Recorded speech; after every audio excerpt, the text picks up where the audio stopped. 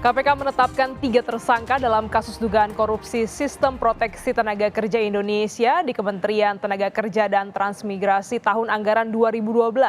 KPK menegaskan pengusutan kasus yang sempat menyeret nama Muhaimin Iskandar ini tidak ada kaitannya dengan kontestasi politik saat ini. Komisi Pemberantasan Korupsi telah menetapkan 3 tersangka kasus dugaan korupsi Sistem Proteksi Tenaga Kerja Indonesia di Kementerian Tenaga Kerja dan Transmigrasi. 2 tersangka diantaranya sudah ditahan KPK, yakni Reina Usman, mantan pejabat Kemenaker Trans sekaligus politisi PKB, dan Inyoman Darmanta, pejabat Kemenaker saat ini. KPK menyebut korupsi ini bergulir pada tahun 2012 di mana Reina Usman saat itu menjabat sebagai Dirjen Pembinaan Penempatan Tenaga Kerja dan Transmigrasi di bawah Menteri Tenaga Kerja Muhaimin Iskandar yang saat ini maju sebagai calon wakil presiden di Pilpres 2024. Meski demikian, KPK menegaskan penanganan kasus ini tidak ada kaitannya dengan kontestasi politik saat ini. Sebab kasus ini sudah diselidiki KPK sejak tahun 2019. Perkara ini tidak ada hubungannya ya dengan kontestasi politik saat ini ya, karena saya khawatir ketika teman-teman menyangkut pautkan dengan Kementerian Ketenagakerjaan terus langsung menyinggung seolah-olah ini jadi politis. Ini perkara lama sebetulnya ya, dilakukan penyelidikan sehingga saya itu udah di jilid pertama saya sekitar 2019 kalau nggak salah itu kan, karena ada COVID. Ya sempat tertunda selama 2 tahun. Ini juga tempus delictinya ini di berbagai daerah juga dan juga di Malaysia kalau tidak salah ya. KPK juga menegaskan pemeriksaan Muhaimin Iskandar sebagai saksi pada September 2023 merupakan hal yang wajar. Sebab Caimin menjabat sebagai Menaker Trans saat korupsi itu terjadi. Nah, kejadiannya sendiri kan terjadi pada tahun berapa sih? 2012 ya, tahun anggarannya kan 2012 kan. Jadi saya pikir sudah clear ya, jadi nggak ada hubungannya apakah ini nanti akan dipanggil dan ya, kalau nggak salah sudah diklarifikasi mungkin ya pada sebagai saksi ya pada saat penyidikan kan seperti itu. Ya lumrah saja kan begitu, itu hal yang wajar untuk didalami pengetahuan ya, selaku atasan dari Dirjen terkait dengan kegiatan ini. Dan saya pikir juga sudah clear, nggak ada persoalan. KPK menyatakan kasus dugaan korupsi Sistem Proteksi Tenaga Kerja Indonesia di Kemenaker Trans merugikan negara sebesar 17,6 miliar rupiah. 2 tersangka yakni Reina Usman dan Inyoman Darmanta ditahan KPK selama 20 hari ke depan. Sementara 1 tersangka lainnya yakni pihak swasta diimbau KPK untuk kooperatif menghadiri pemeriksaan. Tim Liputan Kompas TV. Perkembangan informasi soal kasus dugaan korupsi di Kementerian Tenaga Kerja dan Transmigrasi akan disampaikan jurnalis Kompas TV, Tifal Solesa dari Gedung KPK Jakarta. Tifal, 2 dari 3 tersangka sudah ditahan, lantas bagaimana dengan 1 tersangka lainnya? Sebenarnya bagaimana peran para tersangka dalam kasus ini?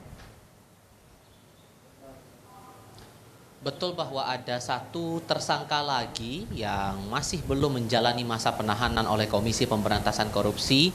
Bahkan kemarin Alexander Marwata selaku Komisioner KPK sudah mengingatkan terhadap 1 nama ini untuk bisa kooperatif pada panggilan berikutnya untuk menjalani pemeriksaan dengan status barunya sekarang sudah sebagai tersangka dalam dugaan korupsi pengadaan Sistem Proteksi Tenaga Kerja Indonesia di lingkungan Kementerian Ketenagakerjaan dan Transmigrasi atau Kemenaker Trans tahun 2012 yang saat itu masih dalam wewenang dari Presiden Susilo Bambang Yudhoyono waktu itu.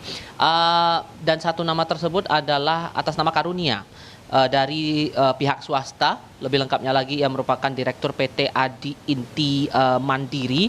Sementara untuk 2 tersangka lainnya sudah menjalani masa penahanan. Tadi juga sudah sempat disampaikan bahwa nama Direktur Jenderal Pembinaan dan Penempatan Tenaga Kerja dan Transmigrasi Kemenaker Trans 2011-2015 Reina Usman, lalu pejabat pembuat komitmen dalam proyek tersebut atas nama Inyoman Darmanta sudah menjalani masa penahanan sejak kemarin di tanggal 25 Januari 2024 hingga 13 Februari mendatang selama 20 hari begitu terhitung di rutan Komisi Pemberantasan Korupsi. Soal peran dari masing-masing ini kalau merujuk dari keterangan yang disampaikan Alexander Marwata mewakili KPK dalam keterangan pers kemarin di tanggal 25 Januari 2024 disampaikan saat itu bahwa untuk perannya masing-masing ini ditempatkan secara khusus begitu ya sesuai dengan tupoksinya, terutama dalam hal ini atas nama Karunia. Kalau dalam runutan kronologinya Karunia ini disebut ini mengondisikan adanya dua perusahaan lain yang seolah-olah ikut serta dalam proses lelang proyek dari sistem atau pengadaan sistem proteksi TKI di tahun 2012 itu. Sementara untuk nama lainnya seperti Reina Usman ini, Reina Usman dalam kronologi disebut telah menunjuk nama Inyoman Darmanta sebagai pejabat pembuat komitmen untuk kemudian melakukan persiapan untuk menggarap ataupun juga memuluskan penggarapan proyek dari sistem proteksi tenaga kerja Indonesia di Kemenaker Trans, dan disebut ini berhubungan langsung dengan basis utama penempatan TKI di Malaysia dan juga Arab Saudi. Gladys. Ya, Tifal, kasus ini terjadi pada tahun 2012 di mana Muhaimin Iskandar menjabat sebagai Menaker Trans. Sebenarnya bagaimana kronologi awal kasus ini? Alexander Marwata saat itu menyampaikan bahwa penyelidikan atas kasus ini dimulai saat itu di tahun 2019 dengan mengantongi sejumlah data-data awal untuk kemudian ditelusuri kepada sejumlah pihak untuk kemudian dikonfirmasi dan didalami lagi lebih lanjut. Kemudian selang 2 tahun ini sempat terkendala begitu karena pandemi COVID-19 sehingga ini sempat menghambat proses penyelidikan hingga masuk ke tahap penyidikannya. Barulah kemudian dari keterangan yang disampaikan oleh Alexander Marwata, ekspos perkara baru dilaksanakan oleh Komisi Pemberantasan Korupsi atas kasus ini pada bulan Maret tahun 2023 dan barulah sprindik ini diterbitkan oleh pihak KPK dalam medio pertengahan tahun 2023, dan disampaikan juga oleh Marwata saat itu bahwa seluruh proses hukum ini sesuai dengan aturan yang berlaku, sesuai dengan prosedur yang seharusnya berjalan di ranah hukum pidana, terutama dalam hal ini ranah kasus tindak pidana korupsi begitu, sesuai dengan undang-undang KPK terutama, dan tidak ada sangkut pautnya pada kepentingan politis. Kita paham bahwa nama Muhaimin Iskandar beberapa waktu lalu juga sempat dipanggil oleh pihak KPK untuk menjalani pemeriksaan sebagai saksi saat itu untuk perkara yang sama, perkara pengadaan proyek sistem proteksi TKI di Kemenaker Trans, dan disebutkan bahwa kasus ini semata-mata berjalan karena memang ada kendala di akibat pandemi COVID-19 waktu itu selama 2 tahun kebelakang, sehingga barulah kemudian diekspos perkaranya tahun lalu kemudian sprindik berjalan di tahun yang sama dan baru bisa diungkap siapa pelaku-pelaku yang dianggap atau dipandang bisa bertanggung jawab dalam perkara ini di hari kemarin dalam keterangan pers pada tanggal 25 Januari tahun 2024.